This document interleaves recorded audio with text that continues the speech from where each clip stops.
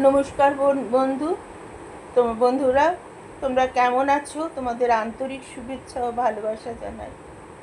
আজকে হচ্ছে 21 তারিখ। হ্যাঁ, আজ 21 তারিখ। পরশুদিন আমার মেয়ে আসছে দুবাই থেকে, দুটো বাচ্চা নিয়ে, স্বামী বরকে নিয়ে। খুব আনন্দ লাগছে আমার। শরীরটা একদম ভালো নেই, কিন্তু ফিরে দেখায় তো ফিরতেই হবে। আর ওরকম একটু করে পড়ে আর ছেড়ে দেওয়াটা ভালো না। তাই জন্য ফিরে দেখা নিয়ে চলে এসেছি আবার। আশা করি তোমরা সবাই ভালো আছো। আমার গল্পটা ভালো লাগলে একটু কমেন্ট করো, পরে হলেও শুনো, কমেন্ট করো। এক সময় তো সবার শোনা হয় না।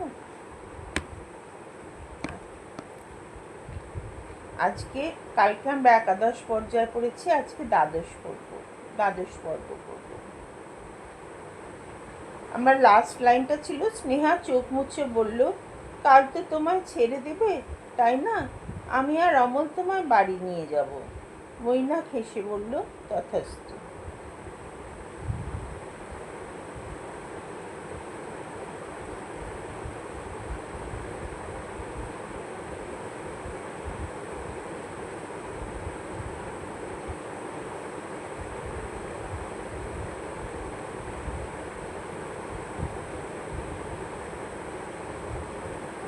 মৈনাক আর স্নেহা দুজনে চলেছে দুপথে, তবুও যেন এক হয়ে।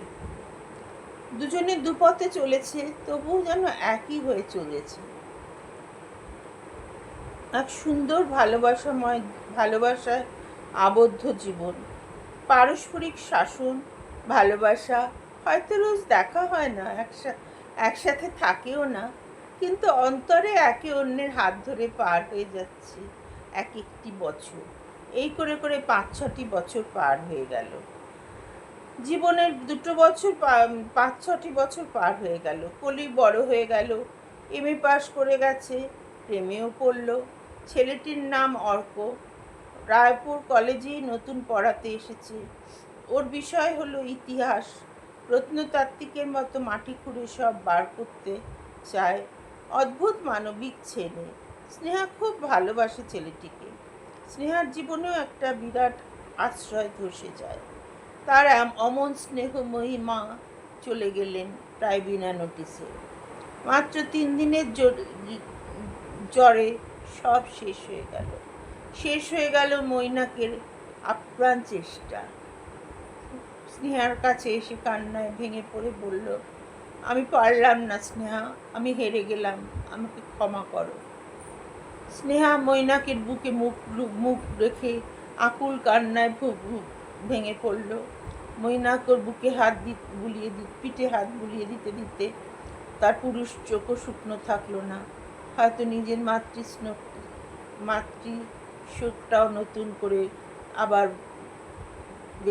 জাগিয়ে উঠল।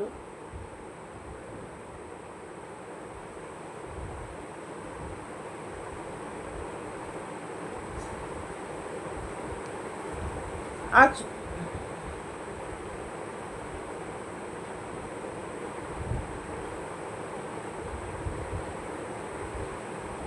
আজ খুব বৃষ্টি পড়ছে। রায়পুরের আকাশে আজ মেঘে ভর্তি। মা বেঁচে থাকতেই একটা সবসময় কাজের জন্য মাসি রেখেছিল। সেই রেবা মাসি এখন সংসারের সব ভার নিয়েছে। মা নিজে হাতে ওকে তৈরি করে দিয়েছিলেন। রেবা এসে বলল, দিদি আজ খিচুড়ি খাবে? স্নেহা তার কাচের জানলা দিয়ে মেঘ দেখতে দেখতে বলল, হ্যাঁ মাসি, করো। স্নেহা তার কোয়ার্টার ছেড়ে দিয়ে নিজে এক ফাড়ি জমি কিনে ছোট্ট একটা বাড়ি করেছে। সামনেটা কাঁচ দিয়ে ঘেরা চৌকুটি বসবার জায়গা, দুটো শোবার ঘর, এক ফালি উঠোনের মাঝখানে মায়ের তুলসী তলা, আর দুটো বাথরুম। একটা শোবার ঘরের সাথে অ্যাটাচ, অন্যটা খাবার ঘর, বাইরে রান্নাঘর আর খাবার জায়গাটা একই সাথে। আর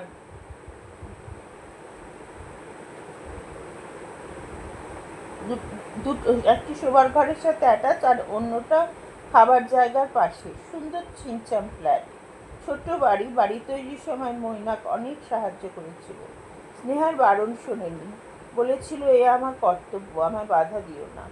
একটু পরেই করি এলো ভিজতে ভিজতে, বলল মাসি এক কাপ কফি দেবে? কফি কফি কলি সোশিওলজি নিয়ে পাশ করেছে। এখানকার একটা স্কুলে খুব ভালো সবে পড়াতে আরম্ভ করেছে। কলি মাকে বলল, মা মেনুতে আজকে নিশ্চয়ই তো খিচুড়ি, তোমার তো আর মেঘ দেখলেই খিচুড়ি খেতে ইচ্ছে করে। হ্যাঁ করে, ছোটবেলা থেকেই আমরা বৃষ্টি পড়লে খিচুড়ি খাই। তবে তোমার জন্য চিকেন আছে, তুমি ইচ্ছে করলে চিকেন রুটি খেতে পারো। কলি বলল, হ্যাঁ তাই খাবো। মৈনাকও খিচুড়ি আর ডিম ভাজা খেতে খুব ভালোবাসে। মা মাঝে মাঝে ডিমের কুচো, আলু পেঁয়াজ দিয়ে আর কাঁচা লঙ্কা দিয়ে খুব সুন্দর করে ডিম চচ্চড়ি বানাতে ভারী ভালো লাগতো। মাসিও ভালো বানায়। মাসিকে তাই স্নেহা বলল, একটু ডিম চচ্চড়িও তার সঙ্গে বানিও মাসি। একটু পরেই অর্ক এলো ভিজতে ভিজতে। স্নেহা তাকে দেখে বলল, ইস একদম ভিজে গেছো, বসো বসো, বসো, আমি এক্ষুনি এক কাপ কফি নিয়ে আসছি। তারপর ঘর থেকে একটা শুকনো তোয়ালে এনে বললো, আগে ভালো করে মাথাটা মুছে নাও, নইলে ঠান্ডা লেগে যাবে। কলিয়া আর অর্ক সামনের বসবার জায়গাটা বসে আড্ডা দিতে দিতে গল্প করছে আর হাসছে। স্নেহা নিজের শোবার ঘরে জানলায় বসে একটা চেয়ার নিয়ে নিজের জানলার ঘরে জানলায় বসে আছে। আজ নিজেকে বড় একলা লাগছে। এই বৃষ্টিতেও মৈনাকের কাছে যাবার কোনো উপায় নেই। তাকেও আসতে বলার কোনো উপায় নেই। ইদানিং মৈনাকের শরীরটাও ভালো যায় না। সন্ধ্যের দিকে একটা ক্লান্তি আর অবসাদে ডুবে যায়। সারা জীবন শুধু অপেক্ষা করেই গেল, স্নেহা তাকে কিছুই দিতে পারল না। এ নিয়ে মৈনাকের কোনো আক্ষেপ নেই, বরং স্নেহার মা বলেছিলেন, শুধু মেয়ের অকারণ জেদটাকে প্রশ্রয় দিতে গিয়ে তুই মৈনাককে তার প্রাপ্য অধিকার থেকে বঞ্চিত করেছিস। আর যদি মৈনাকের মা বেঁচে থাকতেন, তাকে জোর করে বিয়ে দিতে। খুব ইচ্ছে করছিল মৈনাকের সাথে একসাথে বসে খিচুড়ি আর ডিম চচ্চড়ি খেতে। হঠাৎ যেন তার খিচুড়ি খাবার ইচ্ছেটা চলে গেল। মুসুরির ডাল আর পেঁয়াজ দিয়ে খিচুড়ির সাথে ঘিয়ের গন্ধে মিলেমিশে বাড়িটা যেন মোমো করছে। অর্ক বলল, উফ কি ফাটাফাটি খিচুড়ির গন্ধ, আমি কিন্তু আজ খিচুড়ি খাবো। স্নেহা বলল, হ্যাঁ বাবা নিশ্চয়ই খাবে। অর্ক হঠাৎ কলিকে বলল, আচ্ছা কলি, মৈনাক কাকু কেমন আছেন? কলি বলল, জানি না, অনেকদিন আসেনি। তার এই তাচ্ছিল্য ভরা কথা অর্কের ভালো লাগলো না।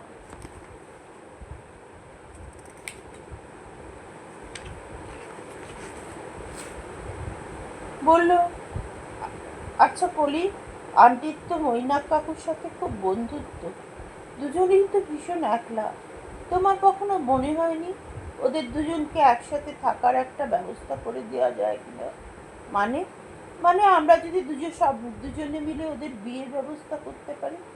স্নেহা উদ্ধতভাবে বলল, না পারি না, আমি আমার বাবার জায়গাটা আর কাউকে দিতে পারবো না।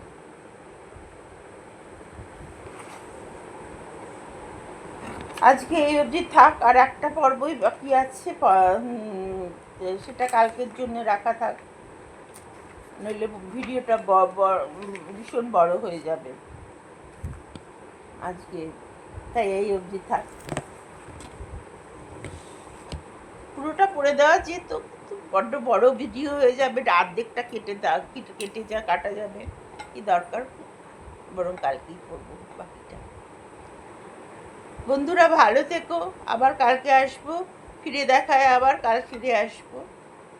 হ্যাঁ, ফিরে আসতেই হবে, যতদিন বেঁচে আছি ফিরে তো আসতেই হবে।